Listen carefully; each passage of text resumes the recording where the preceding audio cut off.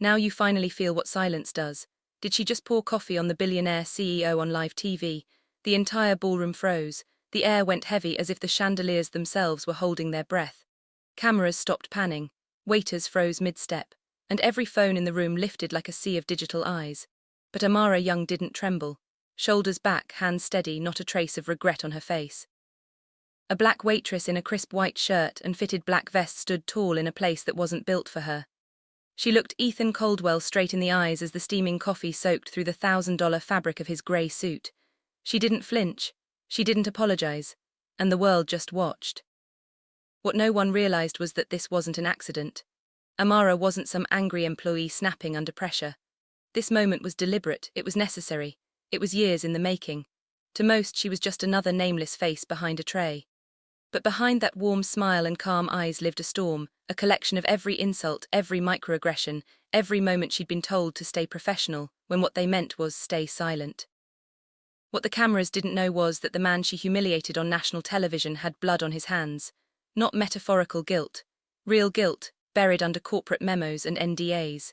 Because years ago, one of his company's vehicles had taken something from Amara that could never be replaced. Her sister, Amara Young. She didn't pour coffee out of rage, she poured it for closure. Amara was 24 years old, born and raised in South Dallas in a neighborhood the city liked to forget. The kind of place where buses were always late, where cracked sidewalks told stories, and where resilience was inherited like a family heirloom. Her mother worked 2 jobs, a nurse's aide by day and a janitor by night. Her father had left when she was 8. So Rhea, her older sister, became everything: protector, teacher and dreamer. Rhea was fire, Amara was calm, together they were balance. Rhea marched at protests, organized food drives and spoke to crowds twice her size with a voice full of conviction. She wanted to become a civil rights attorney. She told Amara, the system doesn't change by asking, you make it uncomfortable until it listens. Then one rainy night the system silenced her. Rhea was driving home from a community meeting in a borrowed car when a black SUV clipped her from behind on Interstate 45. Her car spun, hit a guardrail, flipped twice. She died instantly. The report said hit and run. No suspects, no justice. But Amara knew when something didn't add up. The angles of the crash, the timing, the silence afterward, none of it felt right. Then a neighbor mentioned seeing a black corporate SUV parked in that area earlier that same evening. Amara started digging.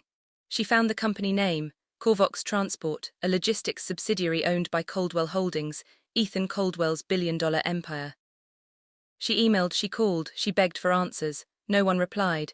A week later she received a single response from Legal Affairs. This matter has been reviewed internally. No further action will be taken. That was it, a life summarized in one sentence. Amara learned the hardest truth of all. Silence was power and they wielded it like a weapon. She didn't have lawyers, she didn't have money. But she had memory. Every shift she worked, every fake smile she gave, she remembered. The way executives bragged about philanthropy while whispering about quota hires. The way men stared just long enough to make her feel like furniture that moved. The way her pain was invisible in rooms where diversity was a PR word, not a promise. When she finally got assigned to serve at Caldwell Holdings' anniversary gala, the crown jewel of the empire that had erased her sister, she didn't hesitate. She took the job, not to serve but to be seen. The ballroom glittered with wealth. Crystal chandeliers hung like frozen rain. The air smelled of perfume, money and arrogance. Jazz floated through the chatter.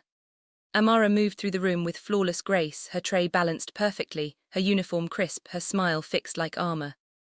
But every comment was a cut. Now that's a mocha masterpiece, one executive said as she passed. She's got that Beyoncé body but the Starbucks paycheck, another whispered. She kept walking. Later, while pouring wine, a man leaned close and murmured, do they train y'all to walk like that or is it just natural rhythm? His friends laughed. She didn't. At the dessert table, 2 women in diamond gowns sneered. They call this diversity now. I call it aesthetic. Amara's hands trembled but she didn't spill a drop. Years of practice had taught her control. Control was survival. Then she saw him, Ethan Caldwell, polished, confident, the man whose family name was printed on every banner in the room. He held a glass of champagne, smiling for the cameras, shaking hands with men who'd never known hunger. Their eyes met for half a second. He looked away. That moment broke something quiet inside her. He'd heard the comments, he'd seen her, And he had done nothing. Silence again, the same silence that buried her sister's truth. By the time the keynote began, Amara wasn't shaking anymore. She was steady, calm, almost eerily so, she'd decided. Ethan took the stage, the crowd clapped, lights dimmed. He started talking about legacy, about innovation, about his father's vision. And then, it happened. A senior executive named Harold Branson, drunk and careless, placed a hand on Amara's lower back as she passed with a coffee pot. "You'd make one hell of a bonus," he whispered. His friends roared with laughter. Ethan smirked, not cruelly but casually, like it was nothing. "It was everything." Amara's fingers tightened around the pot's handle. Her chest burned, her vision tunneled. She walked straight toward the stage, the music faded, the crowd turned. She stopped a few feet from Ethan. Without a word, without a tremor, she poured. The coffee hit his chest and ran down his expensive suit like truth that could no longer be contained. Gasps filled the air, glasses dropped, phones rose. Amara set the pot down gently, looked Ethan in the eye, then turned and walked away. No one stopped her, not even him. Ethan stood still, dripping, silent. For once he had no words. No one in that room would ever forget what silence sounded like after Amara walked away. It wasn't the silence of peace. It was the silence of realization. $1,000 suit ruined, reputations hanging in the air, and a truth that no one could unsee. Ethan Caldwell stood at the center of it all, drenched in coffee and shame. Around him, people whispered. The cameras flashed, but he didn't move. He couldn't. He wasn't thinking about the stain or the headlines or the angry board calls that would follow. He was thinking about her eyes. He knew that look. It wasn't rage, it was recognition. It was the face of someone who had been ignored one too many times. As the crowd buzzed and phones recorded, Ethan's breath slowed. He remembered something he hadn't thought about in years, a name buried under spreadsheets and PR speeches. Amara Young. The sound of that name in his mind hit harder than the coffee. He remembered an internal memo from years ago, one of hundreds that crossed his desk. A fatal crash involving a company vehicle, a file that had been closed without his attention. Back then, it had been just another piece of paperwork. Another tragedy handled by legal. But now that memo had a heartbeat, a face, and a sister who had just made him feel everything he had chosen not to feel before. When the event ended, Ethan didn't go home. He didn't speak to reporters, he didn't even change his suit. He walked straight out of the ballroom into the night and drove. The city lights blurred through his windshield. His hands shook on the steering wheel. He wasn't used to this kind of silence, the kind that doesn't protect but exposes. By midnight he sat in his home office, the skyline of Dallas burning through the glass walls behind him. He opened his laptop and typed a name, Amara Young. Nothing came up. He tried again. Corvox Transport. Internal archives opened, but most files were locked. He had executive clearance, but even so, some folders had been restricted by legal. He bypassed the authorization manually. He wanted answers. He needed them. The report was brief, too brief. Vehicle collision. Victim Amara Young, fatal injuries, driver Marcus Hale, administrative leave issued, case closed. That was it, a life reduced to 4 lines of text, but something stood out. The driver's name, Marcus Hale. Ethan searched it. No current address, no records after 2017. It was as if the man had disappeared. He leaned back in his chair and closed his eyes. For the first time in his life, he realized how easy it had been to ignore pain when it wasn't his. He had given speeches about social responsibility, about empathy, about innovation. He had smiled at panels about diversity and said the right things, but none of it mattered, because when it was time to do the right thing, he hadn't even noticed. He had been too busy being successful. The next morning, he made a decision that his PR team would have called reckless.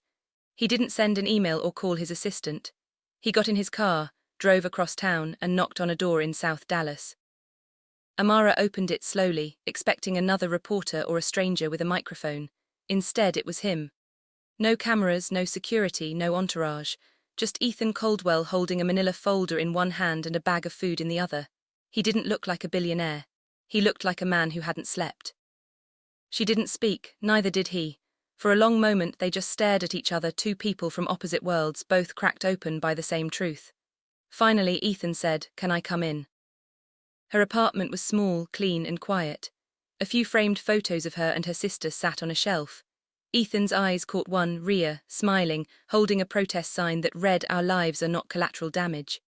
He set the folder on the table and pushed it toward her. "I found this," he said. "You deserve to see it." Amara hesitated, then opened it. The same report he'd read hours earlier stared back at her, this time with all the attachments, internal memos, resignation letters, and compliance notes that confirmed everything she'd always suspected. Her hands shook as she flipped through the pages. Proof, real proof. "You knew," she said quietly. "I didn't," Ethan said, "but I should have, that's on me." She looked at him, her anger burning just beneath the surface. "You ignored it, you all did." He didn't deny it. "I did," he said, "and I'm sorry, but I'm not here for forgiveness, I'm here to face it." Amara didn't respond. She just stared at him, searching his face for the performative apology she'd seen so many times before from people like him. But what she saw instead was something unfamiliar, guilt that wasn't rehearsed. "Why are you really here?" she asked. "Because yesterday," he said, "you told the truth in the only way I could hear it." She didn't answer. He placed the food on the table. "You probably haven't eaten," he said softly. Her laugh was sharp, almost bitter. "You think this makes it better? You think bringing food erases years of silence?" He shook his head. "No, I think it's the first thing I've done that's real." The quiet that followed wasn't awkward. It was heavy. It carried everything that had been unsaid between them, the pain, the guilt, the long years of imbalance. Finally, Amara said, "You can leave now." Ethan nodded and stood up. Before walking out, he turned once more. "I don't expect forgiveness," he said, "but I see you now." After he left, she sat at the table, staring at the open folder. Every line of that report was a wound reopening. She ran her fingers over Ria's name, over the words "case closed," and felt the years of silence unravel. She didn't cry, not yet. She just sat still, letting the truth sink in. Outside, the city moved on. Cars honked, trains passed, people rushed to work. But for Amara, time had stopped. For the first time in 5 years, she wasn't imagining what happened that night. She knew, and knowing hurt more than not knowing ever had. The next day, the video of the coffee incident exploded online. Within 24 hours, it had millions of views. Some called it assault, others called it justice. Hashtags flooded social media. Justice for Amara, Ria deserved Maury, the silence of power. Morning shows replayed the clip. Talk panels debated her intent. Opinion pieces dissected her posture, her tone, her expression. But to the people who had lived her story, it didn't need analysis. They understood. It wasn't about coffee. It was about dignity. Caldwell Holdings went into crisis mode. Investors panicked. Lawyers scrambled. But in the noise, something else happened. A local news outlet dug up the very file Ethan had found. The story broke. Fatal crash linked to Caldwell's subsidiary reopened after viral video. For the first time, Ria's name appeared in headlines, not as a statistic, as a victim. And the silence that had once buried her was now the reason the world was listening. Amara didn't do interviews. She didn't post statements. She stayed home in the same small apartment, letting the world argue about what she had done, because she knew the truth didn't need defending. It had already spoken for itself. 3 days later, Ethan Caldwell stood in front of a wall of microphones. He wasn't in a tuxedo this time. No velvet backdrop, no flashing cameras orchestrated by PR, just a plain podium and a man who finally looked human. His eyes were tired, his voice softer than anyone had ever heard it. He took a deep breath and spoke. "I failed," he said, "not just as a CEO but as a person. I let a system protect my comfort at the cost of someone else's life. I let silence speak for me when I should have said something." The room was silent. Journalists exchanged looks. No one expected this version of Ethan, not the one who'd just been humiliated on live television, but a man stripped of ego, stripped of excuses. He continued, his voice trembling only once. "I watched a young woman carry pain she didn't deserve because my company chose convenience over accountability. That changes now." He didn't consult anyone before making that statement. He didn't run it through legal or marketing. He didn't even tell his board. But the moment the words left his mouth, they couldn't be taken back.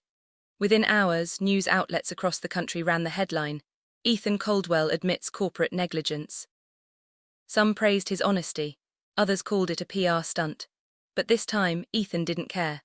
For the first time, he wasn't trying to manage perception. He was trying to make amends.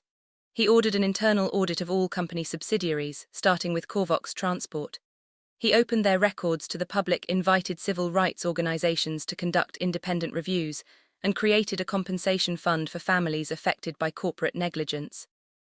And he did one more thing that surprised everyone. He refused to fire Amara. When the board demanded her termination and legal action, Ethan stood firm. "She'll speak when she's ready," he said, "and on her own terms." The media exploded with speculation. People wanted a statement from her.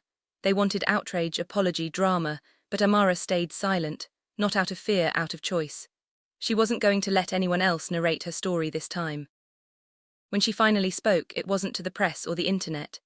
It was in a community center, the same one where Rhea used to organize protests. No television cameras, no fancy setup, just a folding chair, a microphone, and a room full of neighbors.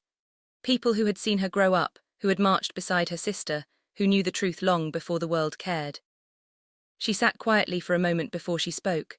Then, in a calm, even voice, she said, "Sometimes the hardest part isn't the insult, it's the silence that follows." Every word after that hit like truth long overdue. She spoke about Rhea not as a symbol but as a sister, about her mother who worked until her hands cracked, about years of enduring comments, of being told to smile more, of existing in rooms where she was never seen. She spoke of exhaustion, of how survival had become a full-time job. "I didn't pour coffee to make a scene," she said. "I did it because I realized I'd been waiting for someone else to do the right thing for too long." That line was recorded by someone in the crowd. Within hours, it was everywhere.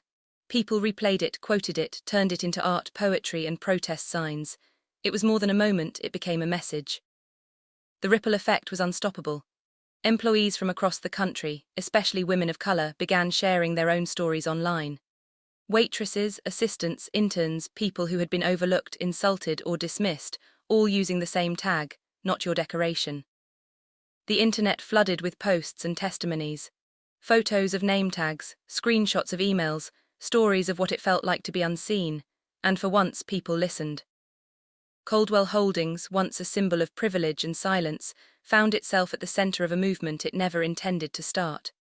But instead of hiding behind lawyers, Ethan doubled down. He called a meeting with every executive and said, "If you can't handle being uncomfortable, you don't belong here." Under his direction, the company began restructuring. Not in slogans, but in action. They created an independent ethics board, mandatory bias audits, and paid community reparations in Rhea's name. They partnered with local nonprofits to create scholarships for underrepresented students, the Amara Young Justice Fund. But none of it erased the past. The scars remained, and Amara knew that. She didn't want apology tour or glossy campaigns. She wanted change that lasted beyond headlines. When she was invited to speak at a televised panel about corporate accountability, she declined. Instead, she said, "The people who need to hear me aren't on television. They're in the rooms where they pretend not to see." And she kept doing the work, quietly, consistently. Meanwhile, the reopened case into Rhea's death took on a life of its own. Public pressure forced the district attorney's office to revisit the evidence. Advocacy groups demanded transparency. New forensic testing confirmed what Amara had always known: the collision wasn't an accident. The impact came from behind, deliberate or reckless. Even more damning, previously ignored security footage surfaced from a gas station camera near the crash site. It showed a black SUV matching the company fleet heading toward the highway moments before the time of impact. The license plate matched Corvox Transport. The driver, Marcus Hale. He was found months later in Arizona, living under a different name, working construction. When investigators questioned him, he broke down. Years of guilt had eaten at him. He confessed that he'd been drinking that night after a corporate party. When the crash happened, he panicked. He called his supervisor, not the police. Within hours, company lawyers showed up. They offered him a deal: resignation, a quiet settlement, and his silence. He took it and lived with it every day since. The world watched as the case went to trial. For the first time, Rhea's name wasn't in a file, it was in a courtroom. Amara sat in the front row beside her mother, her hands clasped tightly in her lap. Ethan sat quietly in the back, uninvited but determined to listen. He didn't speak, he didn't testify, he just showed up. When the verdict came, it was guilty. Marcus Hale was sentenced for vehicular manslaughter and obstruction of justice. The judge acknowledged systemic negligence by the company and ordered restitution to Rhea's family. But this time, the money wasn't the point. The acknowledgement was. For the first time, Amara felt something close to peace. Not happiness, not satisfaction, just weight being lifted. The kind of release that comes when truth finally breathes. After the trial, she went home, sat on her couch, and opened a small box she kept hidden. Inside were Ria's protest pins, an old photo, and a folded flyer that read, "Justice begins where silence ends." She placed the verdict notice inside it. A full circle at last. In the weeks that followed the trial, Amara's name was everywhere. News anchors debated her intentions. Commentators labeled her both a hero and a troublemaker, but none of that mattered to her. She hadn't done it for applause. She hadn't done it for fame. She had done it because the silence had finally become unbearable. After years of serving quietly in the background, she found herself at the center of something far larger than a single act of defiance. But she wasn't interested in being the face of a movement. She wanted to build something that would outlive the headlines, something Ria would have been proud of. So she created it. She called it the Young Project, named after her sister. It started small, just a rented office above a laundromat, a desk, a second-hand computer, and a handful of volunteers who believed that change could start anywhere. The goal was simple: to give underrepresented voices a place to be heard on their own terms. No corporate filters, no polished statements, just truth. They began holding workshops on workplace rights, storytelling, and advocacy. They helped women document experiences of discrimination and supported them in filing complaints when silence was no longer an option. Within months, donations poured in from people across the country who had seen Amara's story and wanted to help others find their own voices. Amara worked quietly behind the scenes. She didn't seek attention, but she couldn't avoid it either. Reporters reached out daily, producers wanted interviews, and companies wanted her endorsement. She said no to all of them. She didn't need to be seen anymore, her work would speak louder. Meanwhile, Ethan Caldwell's life had changed completely.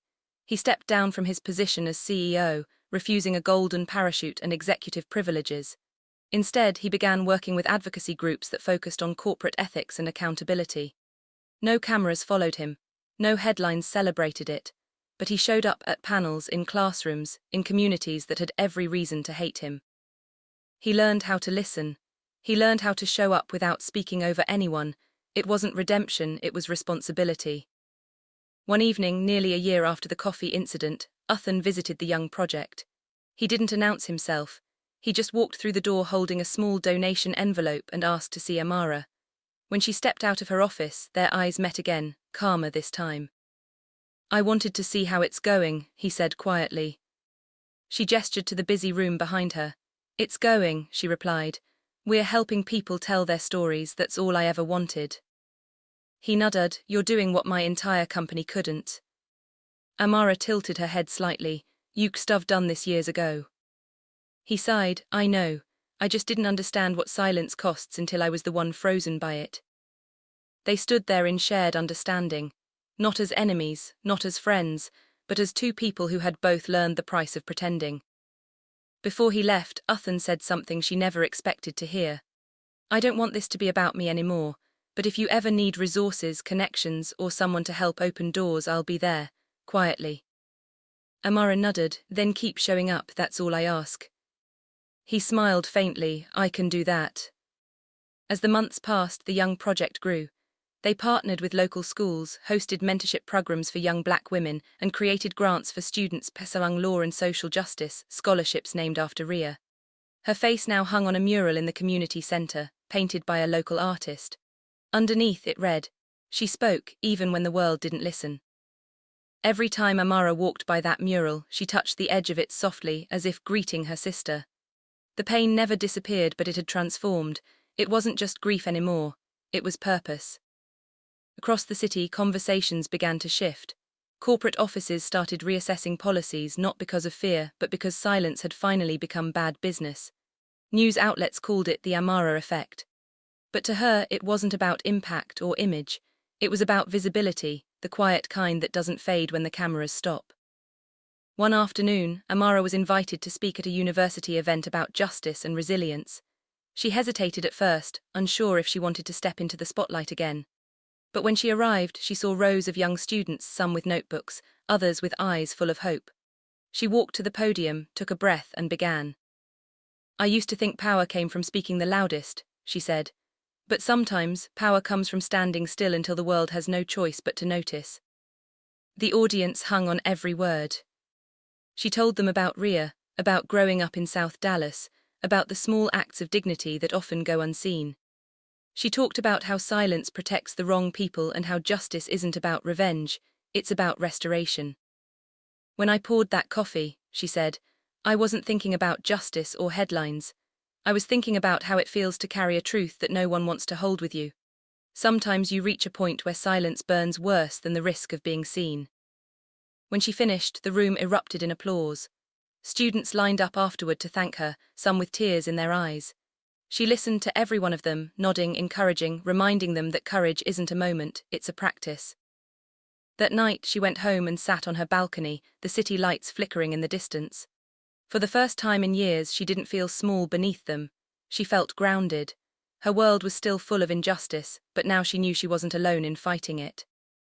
Across town, Ethan watched a news clip of her speech on his laptop.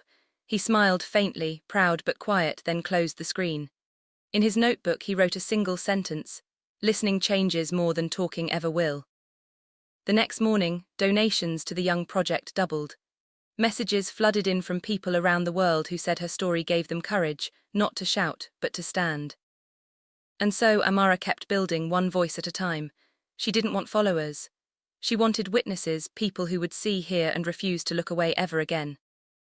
Because the truth was simple, she didn't need to be remembered for the coffee she poured. She wanted to be remembered for what came after. A year after the trial, South Dallas looked different. The murals were brighter, the streets buzzer, and the community center was full almost every day. Inside, a new room had just opened, a reading lounge lined with shelves of donated books on justice, leadership, and history. Above the doorway hung a brass plaque, the Amara Young Library of Voices. Amara stood beneath it during the opening ceremony, her mother by her side. She didn't speak much that day. She just listened, to the laughter, to the conversations, to the sound of children flipping through books written by people who once had to fight for the right to be heard. For years, her life had been shaped by loss, but now, for the first time, it was shaped by presence. Ria was everywhere, in the art, in the mission, in the people. Outside, a small crowd had gathered for the dedication. Local leaders spoke about the importance of the Young project, about how one act of courage had reshaped how corporations handled accountability. But when it was Amara's turn to speak, she kept it simple. Ria believed the world could change if people just stopped pretending not to see, she said. So that's what we do here, we see. The audience applauded softly, not with the roar of a spectacle, but with the warmth of shared truth. After the ceremony, she found herself standing by the mural again, the one of Ria, painted in vivid color against the cracked brick wall. A young girl, maybe 12 or 13, stood beside her. Miss Amara, the girl said shyly, did you really pour coffee on a billionaire? Amara smiled gently. I did. Weren't you scared? She looked down at the girl. Every second, but being scared doesn't mean you stop, it means you know what's at stake. The girl nodded, thinking about that. Then she said, I want to be like your sister. Amara's chest tightened. You already are, she whispered. That night, Amara walked home alone. The city hummed quietly around her, and the sky above was deep blue, almost black. She thought about how far she had come, from serving tables to serving a purpose. And somewhere inside, she felt peace. Not the absence of pain, but the presence of meaning. Meanwhile, far away from the spotlight, Ethan Caldwell continued his quiet work. He never returned to corporate life. Instead, he started a foundation that funded ethics training for executives and partnered with the Young Project to create internships for young women entering law and policy.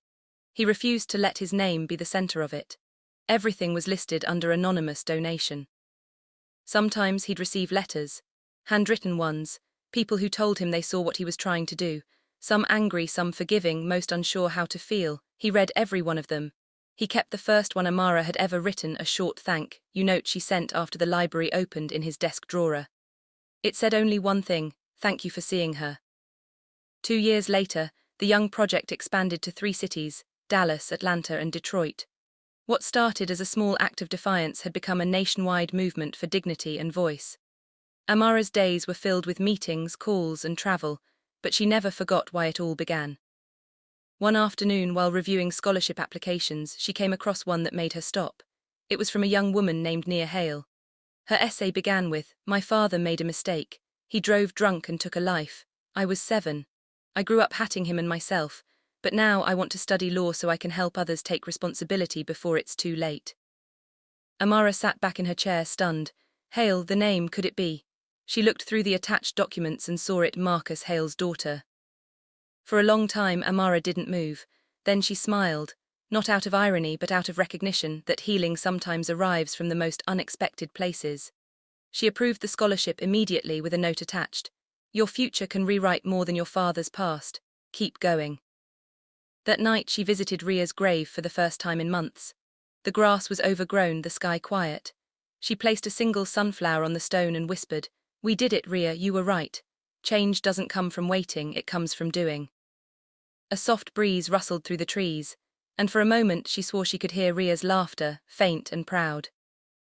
Back in the city, people still remembered the night Amara poured coffee on Ethan Caldwell. Clips of it resurfaced every few months, attached to new headlines or social debates. But for most, it was just a viral memory, a symbol.